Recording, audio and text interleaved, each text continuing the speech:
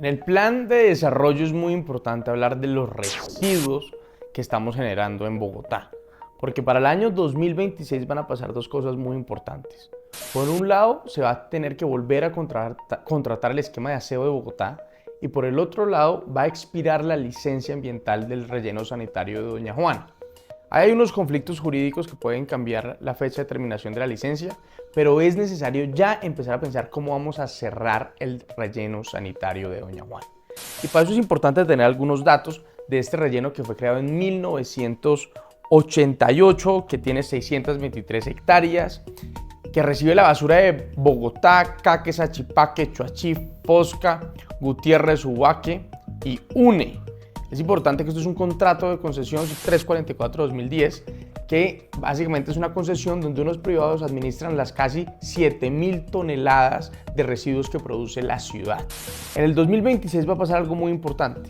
El esquema de aseo se va a acabar, el que existe actualmente, y tendremos que contratar uno nuevo, donde lo importante tiene que ser ya no la recolección, sino el aprovechamiento. En otras palabras, eso quiere decir reciclaje. Un esquema de aseo basado en reciclaje. Por eso es importante tener en cuenta que este relleno sanitario de Doña Juana, que ya tiene muchos problemas, entre ellos que afecta al río Tonjuelo, que el río Tonjuelo además contamina el río Bogotá, que además contamina el río Magdalena, que acuérdense que en 1997 hubo un deslizamiento gravísimo que afectó a mucha gente en Usme, en Ciudad Bolívar, y que todavía hay gente que no ha sido reparada, que también en el 2015 y en el 2020 se volvieron a presentar algunos deslizamientos. Estos no afectaron a nadie, pero que son un campanazo de lo que está pasando, y que realmente el mundo ya reconoce que esta práctica de coger y enterrar basura ya no funciona y no es sostenible. En el mundo entero hay muchas discusiones y mucha tecnología que se está inventando para optimizar este tema de la basura.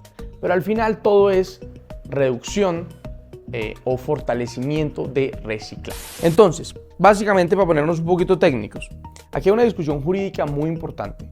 Y es que en el año 2023 Bogotá perdió una discusión jurídica con el operador del relleno sanitario. Bogotá tuvo que pagarle algo así como 60.000 millones de pesos al operador, pero se declaró que la licencia ambiental va hasta la fecha del contrato de concesión. Es decir, que a más tardar en el 2026 se acaba el contrato y se acaba la licencia. Entonces ahí es importante tener en cuenta, la gran pregunta es qué vamos a hacer o qué va a pasar con el relleno sanitario de Doña Juana. Entonces, lo primero es que hay que tener en cuenta dos normas.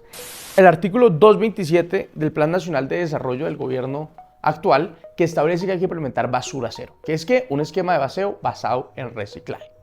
Lo segundo es el Acuerdo Distrital 790 del 2020, donde el Consejo de Bogotá declaró la emergencia climática y también ordenó el cierre definitivo de Doña Juana. Es decir, sí o sí, tanto la jurisprudencia, digamos, que existe en este momento, como el acuerdo distrital y el Plan Nacional de Desarrollo nos permite afirmar que ya hay un marco legal que obliga al cierre de Doña Juana. Por eso tenemos que incluirlo en el Plan Distrital de Desarrollo. Entonces, eso es lo que vamos a hacer. En la discusión del Plan Distrital de Desarrollo vamos a darle cumplimiento a ese andamiaje normativo que existe para ordenar el cierre definitivo de Doña Juana y en el 2026 cambiar el esquema a un esquema basado en reciclaje.